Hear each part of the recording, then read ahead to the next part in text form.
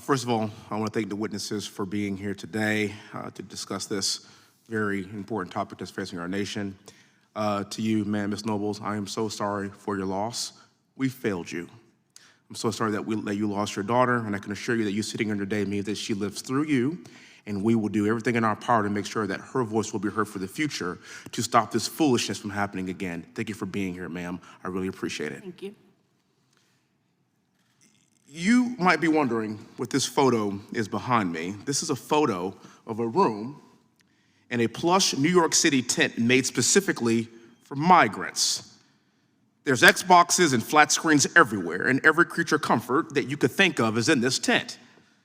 This tent is actually nicer than my room at West Point. I wish I had this stuff.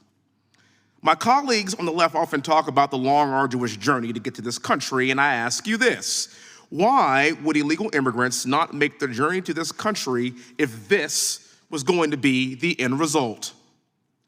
In this facility, they get free room and board, flat screens, 3 meals a day, free internet, and phones. This is the carrot that is bringing millions of illegal aliens to this country at a time when this country can least afford it. For the Democrats, migrants jump to the top of the list while Americans are consistently left behind.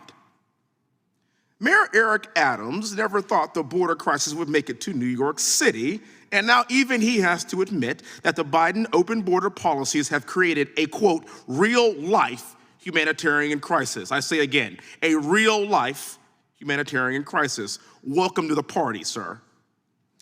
Let me show you a real-life humanitarian crisis in its America's cities due to Democrat policies, and America's cities have been crumbling long before President Biden opened the border.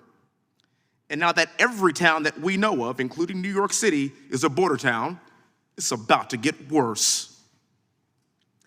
This is Philadelphia. These are not illegal immigrants. These are American cities currently living in abject poverty, and this situation is about to get worse. Greetings from Gary, Indiana. Or is that Eastern Ukraine? It's hard to say, but I can guarantee you that if this were Eastern Ukraine, the government would be printing as much money as possible to help them, but not our own American citizens. Not so good for the people of Gary, Indiana. And this is not the Dust Bowl or the Great Depression. This is yesterday. And our situation is about to get worse. It's been 3 months since a train derailment in East Palestine, and the people of East Palestine don't have the necessary resources to rebuild, and the community can't even drink clean water today. And like Philadelphia, Gary, Indiana, East Palestine, Ohio, it was a part of the forgotten America the Americans left behind as Democrats provide the American dream to illegal aliens and not to our fellow Americans. I've got news for you. It's going to continue to get worse. We have San Mateo, California, in California's 15th congressional district. If some of my colleagues would spend more time in their districts instead of inside the Beltway, they would see the destruction that their policies are causing their own districts and their own towns. And perhaps then they'd have a different position on the southern border. And it's about to get worse. But wait, there's more. This is Redwood City, California. Or is it Tent City, California? Does this look like a country that's thriving?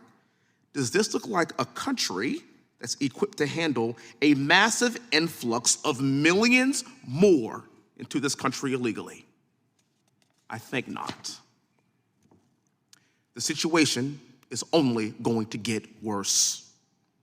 This is the death of the American dream, and it starts with the carrot, as I discussed in the very beginning, and ends in abject poverty and despair for Americans. It ends in us losing control of our sovereign border.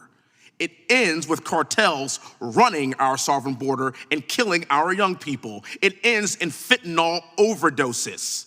It ends in crime. I'm a military guy by trade. I've never seen a derelict of duty like this in my entire life. This is insanity. And while we owe the American people an apology, we also owe them to do our damn jobs. Thank you so much for being here, and with that, I yield back. Thank you, ma'am. God bless you.